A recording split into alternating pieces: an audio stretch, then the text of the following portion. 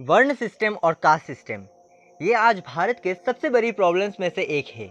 हर रोज social media पर इसके against लाखों पोस्ट जाते हैं और हजारों डिबेट्स होते हैं। लेकिन क्या सच में वर्ण सिस्टम हमारे सोसाइटी के लिए इतना ही बुरा है? क्या शूद्र सच में ही एक लोअर कास्ट है और किस कॉन्सेप्ट के बेस पर यह सिस्टम काम करता है? आज के इस वीडियो पे मैं इन्हीं सवालों का जवाब दूंगा। वैदिक एज में लोगों को 4 भागों में बांटा गया था: ब्राह्मण, क्षत्रिय, वैश्य और शूद्र। अब अगर आप ब्राह्मण के घर पे पैदा हुए हो तो क्या आप ब्राह्मण हो गए? नहीं। इन 4 कैटेगरीज में से आप कौन सी कैटेगरी पे आते हो यह आपके गुणों के आधार पर डिसाइड किया जाता है। वैदिक स्क्रिप्चर्स के अनुसार हर इंसान के पास 3 गुण होते हैं: सत्व, रजस और तमस। सत्व यानी अच्छे गुण, जैसे नेगेटिव सिचुएशंस में भी शांत रहना, खुद से ज्यादा लोगों के बारे में सोचना। रजस यानी एंगर, एक्साइटमेंट एक्सेट्रा। और तमस यानी ग्रीड, आलस इत्यादि। अब हर इंसान का कैरेक्टर इन 3 गुणों से मिलकर बनता है। आप कौन सा काम अच्छे से कर पाएंगे ये इस बात पर डिपेंड करता है कि इन 3 गुणों में से कौन सा गुण आप में ज्यादा है। अगर किसी इंसान में सत्व गुण 70%,